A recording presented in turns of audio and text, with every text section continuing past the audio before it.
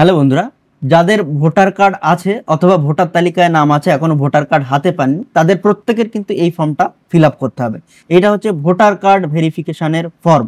এটা করার মানে হচ্ছে আপনি যে ভারতীয় নাগরিক তার প্রমাণ। এই ফর্মটা ফিল আপ করেই আপনার ভারতীয় নাগরিকত্বের প্রমাণ দিতে হবে। তো এই নিউজটা আপনারা প্রত্যেকেই বিভিন্ন সোশ্যাল মিডিয়া মারফত আপনারা পেয়ে গেছেন। তো এই ফর্মটা কেন ফিল আপ করতে হবে, এই ফর্মটা নতুন করে আবার কেন ছাড়ছে, এই সব বিস্তারিত প্রশ্নের মধ্যে আমি যাচ্ছি না। এই ফর্মটা কিভাবে ফিল আপ করবেন, কোথায় থেকে পাবেন, এর জন্য কি কি ডকুমেন্টস লাগবে, কোথায় জমা দিতে হবে, এই সমস্ত টপিক নিয়ে আজ এই ভিডিওটা আমি আপনাদের সামনে তুলে ধরবো। কিভাবে মেনলি হচ্ছে কিভাবে ফর্ম ফিল আপ করবেন, কোথায় পাবেন এবং এর জন্য কি কি ডকুমেন্টস আপনার জমা করতে হবে।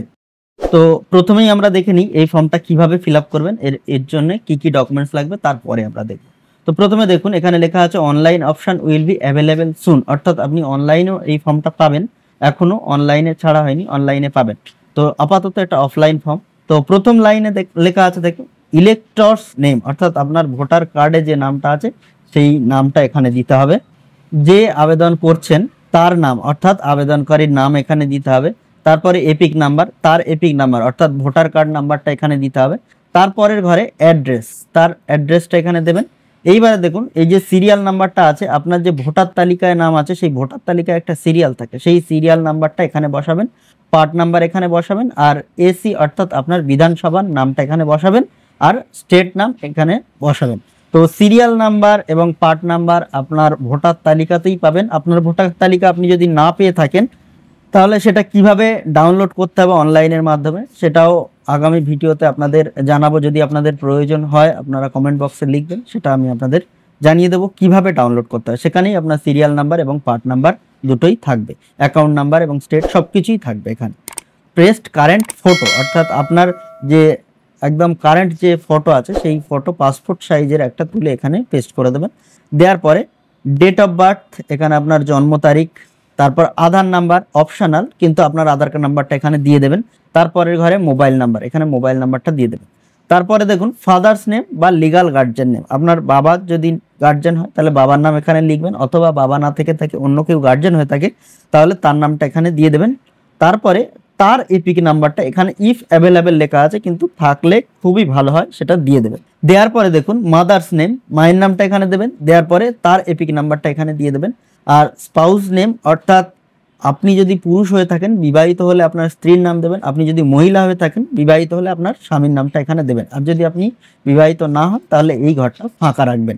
আর এপিক নাম্বার যদি এখানে এই ফর্মটা এই ঘরটা ফিল আপ করেন তাহলে এই এপিক নাম্বারটা এখানে দেবেন, না হলে এই ঘরটা টোটালি ফাঁকা রেখে দেবেন। এরপরে দেখুন ডিক্লিয়ারেশন ফর্ম, এখানে এই ডিক্লিয়ারেশন ফর্মেই ডিক্লারেশন দেয়া আছে এবং এখানে কি কি ডকুমেন্টস লাগবে সেটা টোটালটা দেয়া আছে। এই টোটালটা আমি আপনাদের সামনে বাংলাতে উপস্থাপন করে দেখাচ্ছি। ডিক্লারেশন ফর্ম মানে ঘোষণাপত্র। তো এই ঘোষণাপত্রে কি কি লেখা আছে দেখুন। আমি এত দ্বারা ঘোষণা করছি যে আমার জ্ঞান ও বিশ্বাস অনুসারে আমার বয়স 18 বছরের বেশি, উপরোক্ত ঠিকানার সাধারণ বাসিন্দা এবং ভারতের নাগরিক এবং যে কোনো একটিতে টিক দিন। অর্থাৎ আপনি যে 18 বছরের বেশি বয়স আপনার, তার প্রমাণের জন্য এই যে অপশানগুলো দেয়া আছে। আমার জন্ম 1/7/1987 সালের আগে ভারতে, তো তার জন্য দেখুন নিচের তালিকা থেকে জন্ম তারিখ অথবা জন্মস্থান নির্ধারণের যে কোনো একটি নথি সরবরাহ করুন। সে নিচে কি কি তালিকা আছে সেটা আমি পরে আসছি। অর্থাৎ আপনার জন্ম তারিখের প্রমাণপত্র অথবা আপনার জন্মস্থানের প্রমাণপত্র হিসেবে নথি যাচাই আপনার এখানে সাবমিট করতে হবে। তো প্রথমটা হচ্ছে যাদের বয়স হবে 1/7/1987 সালের আগে তারা এই অপশানটাতে টিক দেবেন। আর দ্বিতীয়টা হবে যাদের বয়স 1/7/1987 সাল থেকে 1/2/12/2004 সালের মধ্যে, তারা এই অপশানটাতে টিক দেবেন। তাদের ক্ষেত্রেও একই, তাদের জন্ম তারিখের প্রমাণপত্র অথবা জন্মস্থানের প্রমাণপত্র এই নিচের যে কোনো একটা তালিকা থেকে আপনার যেটা প্রযোজ্য সেটা এখানে সাবমিট করবেন। 3 নম্বরে হচ্ছে যাদের জন্ম 2/12/2004 সালের পরে ভারতে, তাদেরকেও এই ফর্মটা এই নিচের তালিকা থেকে একটা যে কোনো একটা প্রমাণপত্র দিয়ে এখানে জমা করতে হবে। তার সঙ্গে একটা আছে দেখুন মায়ের জন্য জন্ম তারিখ এবং অথবা জন্মস্থানের জন্য নিচের তালিকাতে এখানে যে কোনো নথিপত্র সরবরাহ করুন। যদি কোনো পিতামাতা ভারতীয় না হন তাহলে আপনার জন্মের সময় তার বৈধ পাসপোর্ট এবং ভিসার একটি কপি প্রদান করতে হবে। তো যাদের 3 নম্বর অপশানটা হবে তাদের ক্ষেত্রে কিন্তু মায়ের একটা শংসাপত্র দিতে হবে, মায়ের জন্ম শংসাপত্র অথবা মায়ের জন্মস্থানের শংসাপত্র অথবা পিতার জন্ম শংসাপত্র বা পিতার জন্মস্থানের শংসাপত্র। এবং যদি আপনার পিতামাতা, তাদের এই যে অপশানটা যারা সিলেক্ট করছেন তাদের পিতামাতা যদি ভারতীয় না হয়ে থাকেন তাহলে তাদের কিন্তু একটা বৈধ পাসপোর্ট অথবা ভিসার একটা কপি সেখানে জমা করতে হবে। তারপরে কি বলছে দেখুন, আমার জন্ম ভারতের বাইরে, যাদের জন্ম ভারতের বাইরে তাদের বিদেশে ভারতীয় কমিশন কর্তৃক জারি করা জন্ম নিবন্ধনের প্রমাণপত্র সংযুক্ত করতে হবে। যাদের ভারতীয় কিন্তু ভারতের বাইরে জন্মগ্রহণ করেছেন তাদের ভারতের বাইরে একটা বিদেশ ভারতীয় মিশন কর্তৃক জারি করা একটা জন্ম নিবন্ধনপত্র করা হয়। যারা ভারতের বাইরে জন্মগ্রহণ করেছেন তারা এটা জানবেন, তাদের এইটা দিতে হবে। তারপরে দেখুন কি বলছে, আমি নিবন্ধন অথবা প্রাকৃতিকরণের মাধ্যমে ভারতীয় নাগরিকত্ব অর্জন করেছি। অর্থাৎ যারা পূর্বপুরুষদেরই ভারতীয়, ভারতেই জন্মগ্রহণ করেছেন তারা এই দ্বিতীয় নম্বরটা সিলেক্ট করবেন, এবং যারা ভারতের বাইরে জন্মগ্রহণ করেছেন তারা এই প্রথম অপশানটা সিলেক্ট করবেন। তো যারা দ্বিতীয় অপশানটা সিলেক্ট করবেন তাদের নাগরিকত্ব নিবন্ধনের শংসাপত্র সংযুক্ত করতে হবে, যে কোনো একটা শংসাপত্র, সেটা নিচে লিস্ট আছে, সেই লিস্টটা আমি পরে আসছি কি কি আছে। তারপরে দেখুন, আমি অন্য কোনো দেশের নাগরিকত্ব অর্জন করিনি, আমি ভোটার তালিকায় নাম অন্তর্ভুক্তির জন্য আবেদন করছি এবং আমার নাম অন্য কোনো বিধানসভা নির্বাচনী এলাকায়, সংসদীয় নির্বাচনী এলাকায় অন্তর্ভুক্ত নেই। এগুলো হচ্ছে আমি ঘোষণা করছি। এর আগে যেগুলো বললাম সেগুলোর মধ্যে যে কোনো একটাই টিক করতে হবে, অর্থাৎ সেই টিক মার্কটাই আমি ঘোষণা করছি। তারপর এখানে দেখুন কি লেখা আছে, আমি জানি যে এই আবেদনের সাথে সম্পর্কিত উপরোক্ত বিবৃতি বা ঘোষণা মিথ্যা এবং যা আমি জানি বা বিশ্বাস করি মিথ্যা বা সত্য বলে বিশ্বাস করি না, তা জনপ্রতিনিধি আইন 1950 সালের 43-এর 31-এর ধারা অনুযায়ী 1 বছর পর্যন্ত কারাদণ্ড ও জরিমানা উভয় দণ্ডে দণ্ডনীয়। অর্থাৎ আমি যে উপরের তথ্যগুলো দিলাম এর মধ্যে কোনোটা যদি মিথ্যা প্রমাণিত হয় তাহলে এই ধারা অনুযায়ী আপনার কিন্তু 1 বছর পর্যন্ত কারাদণ্ড বা জরিমানা অথবা উভয় হতে পারে। অর্থাৎ আপনি যদি উপরের কোনো তথ্য ভুল দিয়ে থাকেন। তো তারপর এখানে যেদিন জমা করছেন তাই সেদিনকার তারিখ দেবেন, তারপর এখানে স্থানটা লিখে দেবেন। তো এইবার দেখুন আপনার কি কি ডকুমেন্টস লাগবে। কেন্দ্রীয় সরকার, রাজ্য সরকার, PSU এর নিয়মিত কর্মচারী, পেনশনভোগীকে জারি করা যে কোনো পরিচয়পত্র অথবা পেনশন প্রদানের আদেশ, এর মধ্যে থেকে যে কোনো একটা হলে হবে। 2 নম্বরে দেখুন, 1/7/1987 সালের পূর্বে সরকার, স্থানীয় কর্তৃপক্ষ, ব্যাংক, ডাকঘর, LIC, PSU কর্তৃক ভারতে জারি করা যে কোনো পরিচয়পত্র, শংসাপত্র, নথিপত্র।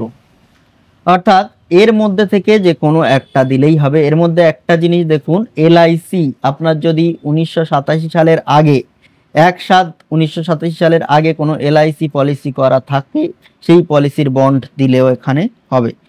তারপরে দেখুন, উপযুক্ত কর্তৃপক্ষ কর্তৃক যারা করা জন্ম শংসাপত্র, পাসপোর্ট, স্বীকৃত বোর্ড বিশ্ববিদ্যালয় কর্তৃক জারি করা ম্যাট্রিকুলেশন বা শিক্ষা শংসাপত্র, অর্থাৎ আপনার স্কুলের যে কোনো জন্ম সার্টিফিকেট হতে পারে বা যে কোনো সার্টিফিকেট ইস্যু করলেই হবে।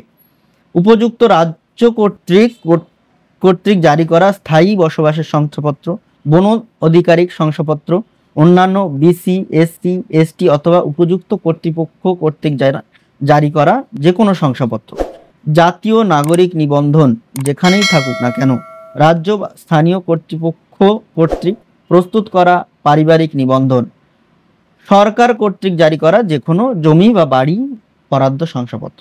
এই যে 11টা ডকুমেন্টস বললাম এর মধ্যে সবগুলোই দিতে হবে এরম কোনো মানে নেই।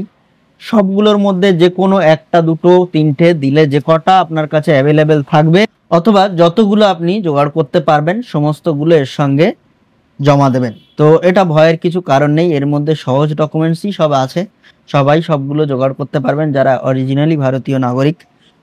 এই প্রমাণগুলো আপনি দিলেই হয়ে যাবে, আপনার কোনো ভয়ের কোনো কারণ নেই। এর মধ্যে 11টাই সব দিতে হবে তার কোনো মানে নেই, যে কোনো দুটো তিনটা আপনি যতগুলো জোগাড় করতে পারবেন দেবেন।